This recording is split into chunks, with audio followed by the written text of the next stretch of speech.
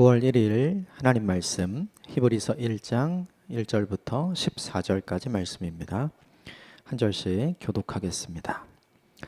옛적의 선지자들을 통하여 여러 부분과 여러 모양으로 우리 조상들에게 말씀하신 하나님이 이 모든 마지막에는 아들을 통하여 우리에게 말씀하셨으니 이 아들을 만유의 상속자로 세우시고 또 그로 말미암아 모든 세계를 지으셨느니라. 이는 하나님의 영광의 광채시요 그 본체의 형상이시라. 그의 능력의 말씀으로 만물을 붙드시며 죄를 정결하게 하시는 일을 하시고 높은 곳에 계신 지극히 크신 이의 우편에 앉으셨느니라. 그가 천사보다 훨씬 뛰어남은 그들보다 더욱 아름다운 이름을 기업으로 얻으심이니 하나님께서 어느 때 천사 중 누구에게 너는 내 아들이라 오늘 내가 너를 낳았다 하셨으며 또다시 나는 그에게 아버지가 되고 그는 내게 아들이 되리라 하셨느냐? 또 그가 맏아들을 이끌어 세상에 다시 들어오게 하실 때에 하나님의 모든 천사들은 그에게 경배할지어다 말씀하시며 또 천사들에 관하여는 그는 그의 천사를 바람으로 그의 사역자들을 불꽃으로 삼으시느니라 하셨으되 아들에 관하여는 하나님이여 주의 부자는 영영하며 주의 나라의 규는 공평한 규이니이다. 주께서 의를 사랑하시고 불법을 미워하셨으니 그러므로 하나님 곧 주의 하나님이 즐거움의 기름을 주께 부어 주를 동료들보다 뛰어나게 하셨도다 하였고 또 주여 태초에 주께서 땅에 기초를 두셨으며 하늘도 주의 손으로 지으신 바라. 그것들은 멸망할 것이나 오직 주는 영존할 것이요 그것들은 다 옷과 같이 낡아지리니 의복처럼 갈아입을 것이요 그것들은 옷과 같이 변할 것이나 주는 여전하여 연대가 다함이 없으리라 하였으나 어느 때의 천사 중 누구에게 내가 내 원수로 발등상이 되게 하기까지 너는 내 우편에 앉았으리라 하셨느냐? 모든 천사들은 섬기는 영으로서 구원받을 상속자를 위하여 섬기라고 보내심이 아니냐. 아멘. 이것은 하나님의 말씀입니다. 9월이 시작되었습니다. 오늘부터는 히브리서를 함께 나누게 되는데요. 히브리서의 저자는 명확하게 알려져 있지 않지만 히브리서를 받아서 읽는 수신자는 명확합니다. 유대인이지만 예수를 그리스도라고 고백해서 개종한 유대인. 이 유대인들이 오늘 히브리서의 대상자가 됩니다. 왜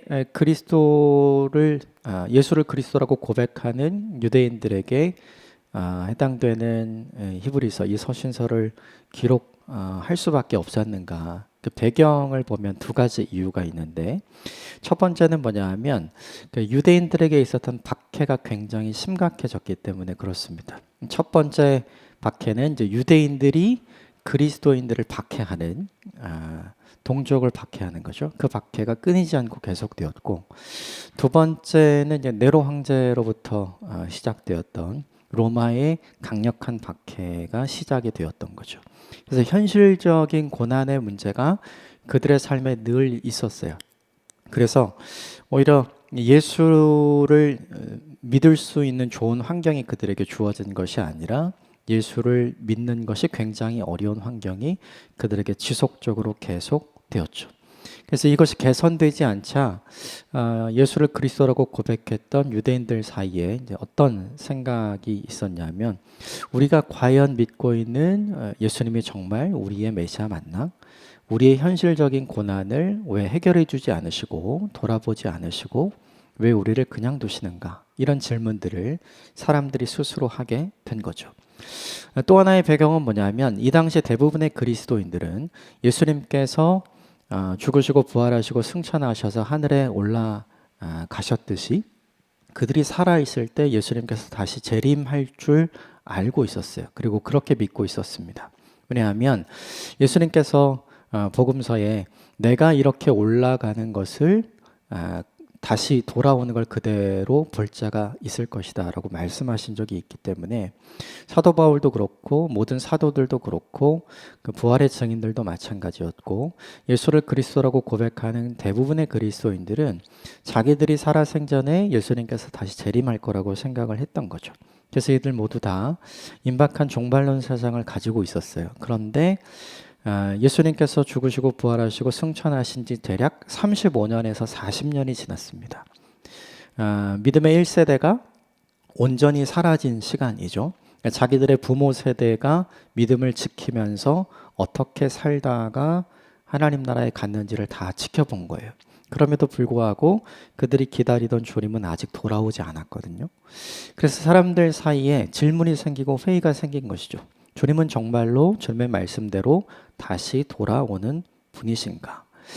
이 두 가지 상황이 믿음을 가지고 있던 유대인 그리스도인들에게 믿음의 회의를 갖게 만들었어요.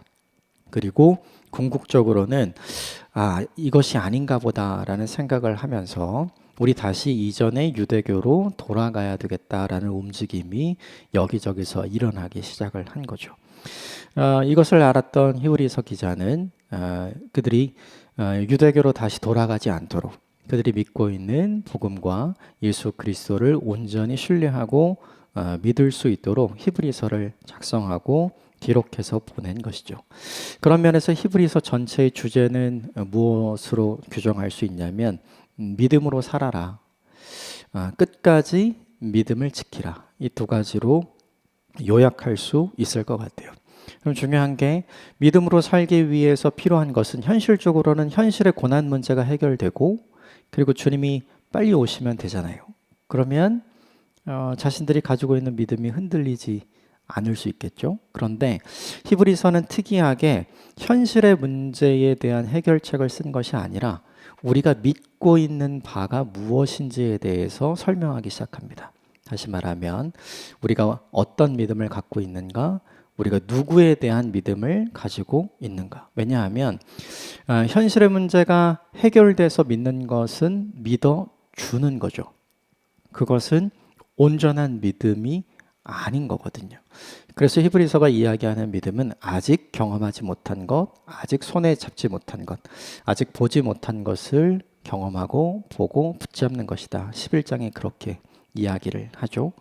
그렇게 믿음으로 살기 위해서 필요한 것이 무엇이냐면 우리가 믿고 있는 믿음의 대상, 예수님에 대한 바른 신학적 이해가 필요하다고 생각을 했던 거예요. 그래서 오늘 본문의 1장부터 예수님이 누구신가에 대한 이야기를 쭉 나열하기 시작을 합니다.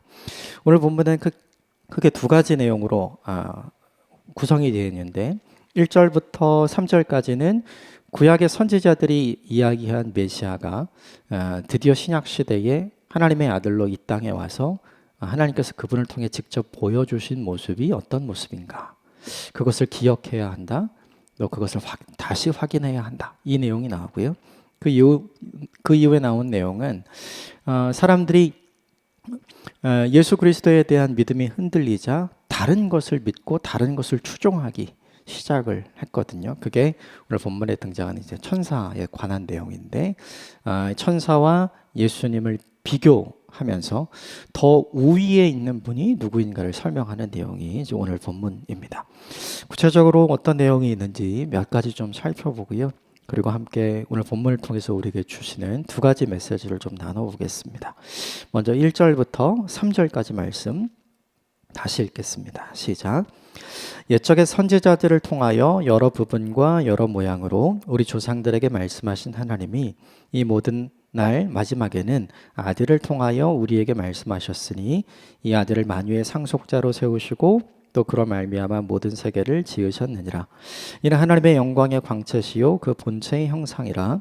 그의 능력의 말씀으로 만물을 붙드시며 죄를 정결하게 하시는 일을 하시고 높은 곳에 계신 지극히 크신 이의 우편에 앉으셨느니라.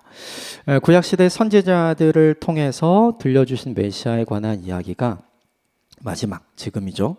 히브리서를 읽고 있는 사람들이 살고 있는 1세기를 이야기하는 거죠. 그 시대에 예수님을 통해서 하나님께서 말씀하신 바는 예수님이 보여주신 바를 통해서 드러나게 되죠. 그래서 오늘 본문의 2절부터 3절까지 7가지의 내용으로 예수님께서 어떤 모습을 보여주셨는가, 이것이 기록이 되어 있는데 중요한 것은 뭐냐 하면 예수님이 보여주신 모습이 어땠는가를 다시 기억하고 그것을 다시 확인해서 그것을 다시 제대로 이해하고 신뢰하는 일이 믿음을 따라 믿음을 지키며 살 수 있는 방법이라 이렇게 이야기를 하는 거죠. 첫 번째는 2절에 만유의 상속자라고 이야기를 합니다. 그러니까 하나님이 세상에 지으신 모든 것을 하나님이 주인이시죠. 하나님의 아들이시기에 그 아들도 세상의 모든 것의 주인이 된다는 거죠. 이 만물의 상속자로서의 모습을 예수님이 어떻게 보여주셨는가? 예수님이 예루살렘에 입성하실 때 나귀를 준비하신 모습에서 사람들이 그것을 확인할 수 있죠. 본래 그 나귀는 주인이 있는 나귀였죠. 그런데 예수님이 제자들을 보내시면서 나귀를 데려오라고 이야기하고 주인이 혹시 물어보면 주께서 쓰시겠다 하라 그러면 그 주인이 내어주실 것이다. 이렇게 이야기하고 제자들을 보내고 제자들은 그 말씀대로 순종해서 그 일이 그대로 이루어지는 사건이 있었죠. 자기의 것이 분명히 아니지만 자기의 것처럼 사용하셨던 예수님의 모습을 보면서 이 세상의 모든 것이 하나님의 것이듯 이 세상의 모든 것이 주님의 것이다 라는 것을 사람들이 기억하는 거예요. 두 번째는 2절 마지막에 모든 세계를 지으셨느니라 해서 세상의 창조자로서 예수님의 모습을 기억하라고 이야기하죠. 창조주는 세상의 모든 것을 지으셨기에 세상의 모든 것을 통제하고 조절할 수 있는 능력이 있는 거죠. 그 모습을 예수님께서 어떻게 보여주셨냐면 풍랑이 있는 배 위에서 바람과 파도를 잔잔케 하셨던 모습을 통해서 제자들에게 보여주시고 사람들에게 보여주셨죠. 그것을 다시 기억하고 확인해야 한다. 세 번째 3절 보면 하나님의 영광의 광채라고 되어 있죠. 그러니까 하나님의 영광을 보여줄 수 있는 빛의 모습. 예수님께서 공생애를 살아가시면서 이 모습을 보여주셨죠. 변화산에서 영광스럽게 모세와 엘리야를 만나면서 변모되었던 모습. 제자들에게 확인이 되고 또 그 제자들이 많은 사람들에게 간증하였던 내용이 바로 그것이죠. 이것을 기억하고 확인해야 한다. 그리고 네 번째 본체의 형상이시다. 하나님의 모습은 없지만 하나님의 모습을 보여줄 수 있는 하나님의 캐릭터, 특성, 하나님의 특징을 가장 잘 가지고 계신 분이다. 이것이 드러나는 게 뭐냐면 예수님께서 빌립에게 그렇게 이야기를 했죠. 나를 본 사람은 아버지를 보았다. 이렇게 이야기를 하시잖아요. 결국 그것을 기억하고 확인해야 한다는 거죠. 그리고 다섯 번째로 그의 능력의 말씀으로 만물을 붙드신다. 여기 붙드신다는 말이 보존한다는 뜻도 있지만 인도한다는 뜻도 있어요. 그러니까 만물을 하나님께로 인도하시는 예수님. 예수님이 이것을 사람들에게 보여주셨던 내용은 이것이죠. 그 누구든지 그 무엇이든지 나로 말미암지 않고는 아버지께로 나아갈 수 없다. 이렇게 이야기하시죠. 그분이 오직 길이요 진리요 생명이심을 이야기하신 그것을 기억하고 확인해야 한다. 여섯 번째는 죄를 정결하게 하시는 일을 하셨다. 이건 우리가 너무나 잘 아는 십자가 사건이죠. 십자가 사건에서 예수님께서 우리를 대신해서 그의 모든 피를 흘려주심으로 우리의 생명을 하나님 앞에 죄의 대가로 드려야 하는데 주님께서 대신 대속의 죽음으로 생명을 드리심으로 우리의 모든 죄악, 인류의 모든 죄악을 대신 하나님께 용서받은 사건, 이것을 기억하고 확인해야 한다는 거죠. 그리고 마지막으로는 주님께서 부활하셔서 높은 곳, 하나님의 보좌죠. 그러니까 하나님의 보좌 우편에 앉아 계신 걸 기억해야 한다. 예수께서 죽으시고 부활하시고 500여 형제들에게 부활하신 예수님의 모습을 보여주시고 그리고 제자들과 많은 사람들이 보는 앞에서 하나님 나라로 승천하셨죠. 근데 그 이후에 예수님께서 하나님 보좌 우편에 계신 것을 본 사람이 있죠. 스데반. 그를 통해서 예수님께서 오늘 히브리서에 나온 것처럼 지금 지극히 높은 하나님의 보좌 우편에 계심을 기억하고 확인해야 한다는 거예요. 이 본문의 내용을 쭉 살펴보면 우리는 이 본문을 보면서 이런 생각을 해요. 이게 믿음과 무슨 상관이 있는가? 지금 사람들의 믿음이 흔들리는 이유는 현실의 고난 때문이죠. 그리고 약속의 지연 때문이에요. 주님께서 빨리 다시 오신다고 했는데 그 약속이 이루어지지 않아서 믿음이 흔들린 거고 예수 그리스도를 믿음으로 그들이 피할 수 있는 고난이 그들에게 오히려 가중된 것이니까요. 그들이 예수 그리스도를 믿지 않으면 적어도 유대인들에 의한 박해는 피하게 될 것이고 네로의 박해도 피할 수 있는 여지가 커졌기 때문인 거죠. 그러므로 오늘 본문에서 그들의 믿음이 결코 강해질 수 없었던 현실적인 이유가 분명히 있었어요. 그들의 믿음이 흔들리지 않게 되는 건 이 현실의 문제가 해결되는 거예요. 즉 그들에게 있었던 고난의 문제가 해결되거나 오히려 예수님께서 빨리 재림하시거나, 이게 뭐냐 하면 흔들리는 믿음을 가진 사람의 믿음을 흔들리지 않도록 강화시키는 방법이다. 우리는 이렇게 생각을 하는 거죠. 그런데 오늘 본문에 하나님은 히브리서 기자를 통해서 그것이 믿음을 강하게 하는 방법이 아니다라고 이야기를 해요.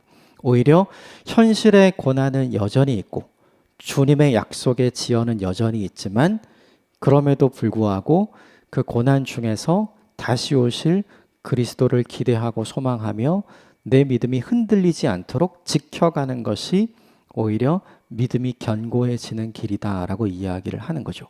우리가 생각하는 것과는 전혀 다른 방법인 거예요. 그러므로 우리가 곰곰이 생각하고 적용해 봐야 될 게 있어요. 뭐냐 하면 시간이 지나면 믿음이 흔들릴 수 있어요. 그리고 삶이 힘들어지면 믿음이 힘들어질 수 있습니다. 특별히 하나님의 약속의 성취가 지연되면 믿음이 흔들릴 수 있어요. 이건 되게 자연스러운 일인 거죠. 그런데 되게 중요한 게 있어요. 이때 우리가 무엇을 해야 되는가? 그래야 믿음이 강력해지는가? 믿음이라고 하는 것은 미신이라고 하는 것과 다르잖아요. 믿음의 관점, 믿음이 추구하는 바는 현실 상황을 바꾸는 게 아니라 그 현실 속에 있는 내가 바뀌는 거예요. 그런데 미신은 조금 달라요. 미신은 뭐냐 하면 나의 변화에는 관심이 없고요. 내가 처한 상황과 환경이 바뀌는 게 미신인 거죠. 결국 뭐냐 하면 이 시대에 예수님을 믿는 믿음을 갖고 있는 사람들이 많았지만 사람들이 미신을 믿듯이 믿음이 아닌 미신처럼 예수님을 믿으려고 하는 경향성을 나타냈던 거예요. 예수님 때문에 이 환경이 개선되면 좋겠다. 예수님 때문에 이 고난이 없어지면 좋겠다. 예수님 때문에 재림이 빨리 와서 내가 편하게 하나님 나라에 들어갈 수 있었으면 좋겠다. 이 생각을 사람들이 하고 있었던 거죠. 그런데 그것이 믿음이 아니라 그것은 믿음이 미신화되는 것이다라는 걸 이야기하고자 하는 거예요. 결국 이 본문이 우리에게 주는 메시지가 있죠. 그것은 뭐냐 하면 하나님은 무엇에 관심이 있는가? 하나님은 분명 우리의 믿음에 관심이 있어요. 그러면 우리의 믿음이 어떻게 되어야 하는가? 상황과 환경이 바뀌는 것이 아니라 상황과 환경이 바뀌지 않아도 내가 바뀌지 않는 것, 내가 하나님을 신뢰하는 것이 바뀌지 않는 것, 내가 주님을 아는 것이 바뀌지 않는 것, 내가 기억하고 내가 확신하고 내가 믿었던 그 주님에 대한 믿음이 흔들리지 않는 것, 이것이 하나님이 기대하시고 하나님이 우리에게 바라시는 믿음이라는 거죠. 그런데 이것이 삶이 힘들어지고 고난이 계속되고 약속의 성취가 지연되니까 미신화되는 거예요. 내 상황과 환경이 바뀌면 내가 흔들리지 않고 오히려 잘 믿을 수 있을 텐데, 우리도 이렇게 생각을 한단 말이죠. 그것은 우리의 관점인 것 같아요. 하나님의 관점은 무엇이냐면 바른 지식 위에 세워진 바른 믿음이 하나님의 관점이고 하나님의 관심사인 것 같습니다. 그래서 1절부터 3절을 통해서 우리들이 적용해야 될 메시지가 하나 있다면, 나는 예수 그리스도를 정확하게 알고 있는가? 그래서 예수 그리스도를 아는 바른 지식 위에 바른 믿음을 가지고 있는가? 나는 그 믿음을 가지고 내 상황과 환경을 바꾸려고 하고 있지는 않은가? 이 생각을 우리에게 해보고 적용해 봐야 되겠죠. 신앙이 미신화될 수 있는 위험성이 있어요. 특별히 고난이 길어지고 그리고 예수 그리스도를 경험했던 그 시간이 길어지고 하나님이 약속하셨던 약속의 성취가 지연될 때 그런 일이 일어날 수 있죠. 초대교회 성도들이 경험했던 이 일들이 여전히 우리에게도 일어날 수 있는 일이죠. 이것을 기억하시면 좋겠습니다. 내가 가지고 있는 믿음을 건강한 믿음으로 만들기 위해 내 믿음을 미신화하지 않는 저와 여러분이 되시기를 주님의 이름으로 축복합니다. 그렇게 하기 위해 우리에게 필요한 것은 내가 얼마나 강하게 믿고 있는가, 내가 얼마나 열심히 믿고 있는가가 아니라 내가 믿고 있는 그분을 내가 얼마나 정확하게 잘 알고 있는가. 이것이 관점, 이것이 관건인 거죠. 예수님을 아는 바른 지식이 있는 저와 여러분이 되기를 바랍니다. 그 이후에 4절부터 14절까지의 내용은 뭐냐 하면 사람들이 예수 그리스도가 진짜 계시나? 우리에게 약속하셨던 그분, 우리가 가지고 있는 이 신앙이 진짜 맞는가? 이게 흔들리기 시작을 하니까 다른 것을 의지하고 다른 것을 믿으려고 했던 거예요. 그 중에 나왔던 대표적인 것이 무엇이냐면 천사입니다. 되게 사람들이 무엇을 선택하냐 하면 better보다는 best를 선택하잖아요. 그러니까 좋은 것보다는 더 좋은 것을 선택하는 거죠. 사람들이 갖고 있는 종교심도 마찬가지예요. 강한 것보다는 더 강한 것을 섬기고 숭배하게 되어 있는 거죠. 그래서 사람들 생각에 예수 그리스도보다 천사가 더 강해라는 생각이 만연되어 있어서 천사 숭배 사상이 이 히브리서를 읽는 기자들에게, 히브리서를 읽고 있는 수신자들에게 있었던 거죠. 이것은 이미 골로새 교회 성도들에게도 이미 있었던 일이고 그것을 사도 바울이 경고하기도 했었습니다. 오늘 본문 4절부터 14절까지는 이 예수님과 천사를 비교하면서 누가 더 비교 우위에 있는 분인가, 어떤 분이 더 강한 존재인가. 그래서 결론적으로 보면 예수님이 천사보다 훨씬 더 강한 존재이고 비교 우위에 있는 분이라서 천사를 숭배하는 것이 아니라 예수님을 섬기고 예수님을 믿는 것이 옳다는 것을 지금 증명해내고 있어요. 4절부터 6절까지의 말씀은 무엇이냐면 천사보다 뛰어난 이유, 예수님께서 천사보다 뛰어난 이유가 뭐냐 하면 하나님께서 천사들이 아니라 예수님을 내 아들이라는 지위를 허락해 주셨다는 것. 그리고 그 아들이 재림할 때 천사들은 아들과 함께 동행하면서 천사들이 다시 올 때 예수님께서 다시 재림하실 때 천사들이 그 아들이신 예수님을 경배하는 자의 위치에 있게 한다는 것, 이걸 구체적으로 이야기하죠. 생각을 해보면 예수님께서 이 땅에 오실 때, 태어날 때 천사들이 뭐 했죠? 누가복음 2장에 보면 천군 천사의 찬송의 소리가 있었죠. 그러니까 예수님께서 이 땅에 오실 때 천군 천사가 한 일이 뭐냐면 그 예수의 나심과 오심을 축하하는 찬송을 했던 거죠. 또 예수님께서 십자가에 돌아가시기 전에 유다의 배신에 의해서 사람들에게 잡혀갈 때, 그때 베드로가 칼을 들어서 말고의 귀를 치잖아요. 근데 그때 예수님께서 베드로에게 이야기를 하시죠. 하나님께서 천군 천사를 지금 내게 보내셔서 나를 지킬 수 있다는 걸 왜 모르느냐. 이 본문을 보면 그것이 떠오르죠. 그러니까 천군과 천사는 예수님을 섬기고 예수님을 경배하는 자의 위치에 있다는 거죠. 그러니까 더 높은 분이 누구냐면 예수시라는 걸 4절부터 6절까지의 내용이 알려주고 있고요. 또 7절부터 8절까지는 같은 내용인데 7절에 천사들은 종의 역할을 하고, 그리고 8절에 예수님은 주인의 역할을 하시는 분이 예수님이다. 그래서 종과 주인은 확연하게 차이가 나잖아요. 그래서 위치가 다른 분이다라고 이야기를 합니다. 그리고 9절은 예수님은 하나님의 성품을 닮은 분이고 천사들은 하나님의 말씀대로 순종하는 위치에 있는 존재들이다. 그래서 9절에 보면 하나님께서 예수님을 동료들, 천사들이죠. 천사들보다 훨씬 더 뛰어나게 하셨다. 이렇게 증거를 하고요. 그리고 10절부터 12절까지 보면 예수님은 창조의 시간에 하나님과 함께 세상의 모든 만물을 창조하신 분이고 천사들은 하나님께서 그 창조 시에 만든 피조물이다. 그래서 창조주이신 예수님은 영원하시고 피조물인 천사는 영원하지 않다. 질적인 차이가 있다. 이것을 이야기하고요. 그리고 마지막 13절과 14절은 결론적으로 이런 이야기를 합니다. 13절, 14절만 같이 읽어보겠습니다. 시작. 어느 때 천사 중 누구에게 내가 내 원수로 내 발등상이 되게 하기까지 너는 내 우편에 앉았으리라 하셨느냐? 모든 천사들은 섬기는 영으로서 구원받을 상속자를 위하여 섬기라고 보내심이 아니냐. 예수님은 하나님의 보좌 우편에 앉을 수 있는 분, 하나님의 아들이시지만 천사들은 그렇지 않다. 모든 천사들은 예수님을 섬기는 영이고 예수님 때문에 구원받은 백성들을 섬기라고 보내신 영이다. 이렇게 이야기를 함으로 결국 천사들보다 예수님께서 훨씬 더 우위에 있다는 걸 이야기를 하는 거죠. 그렇다면 우리 생각을 해야죠. 4절부터 14절까지 크게 5부분으로 천사들보다 예수님이 강력하고 우위에 있다는 걸 왜 이야기를 했는가를 생각을 해봐야죠. 아까 처음 말씀드린 것 때문에 그래요.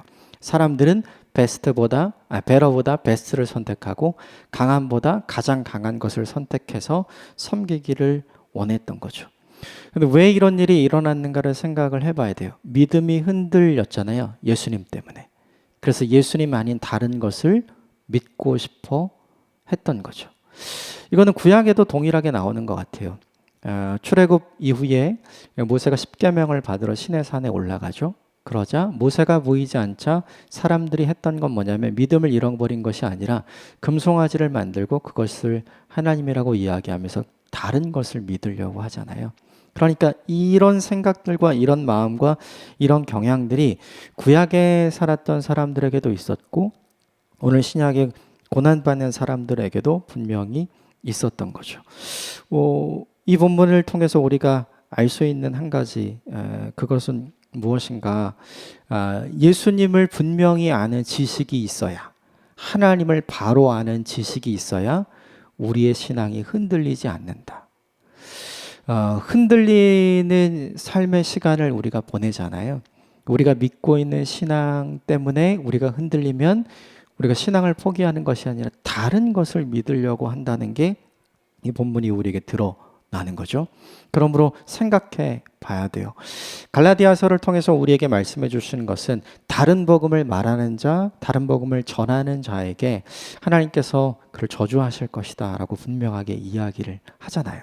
그러므로 하나님을 하나님으로 믿고 예수님을 예수님으로 믿고 믿음을 미신화시키지 않고 오히려 천사 숭배가 아닌 제대로 된 예수 그리스도를 섬기고 믿는 인생이 되기 위해 우리에게 필요한 것이 무엇이냐면 하나님을 아는 바른 지식, 예수 그리스도를 아는 바른 지식이 필요한 거죠.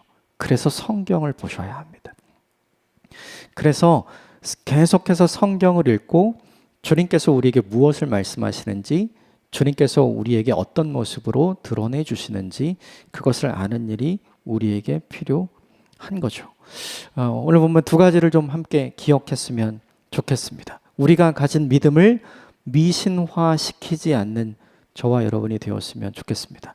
삶이 힘들어지고 약속의 성취가 지연되면 믿음이 흔들릴 수는 있어요. 하지만 진짜 믿음은 흔들리는 상황 속에서 내가 하나님을 향해 가지고 있는 그 믿음을 흔들 수 없도록 만드는 것. 그것이 무엇이냐면 진짜 바른 믿음이고, 그렇게 하기 위해서 필요한 것이 무엇이냐면 하나님을 아는 바른 지식이 필요한 거죠. 이 하나님을 아는 바른 지식과 건강한 믿음이 저와 여러분에게 있기를 바랍니다. 함께 기도하겠습니다.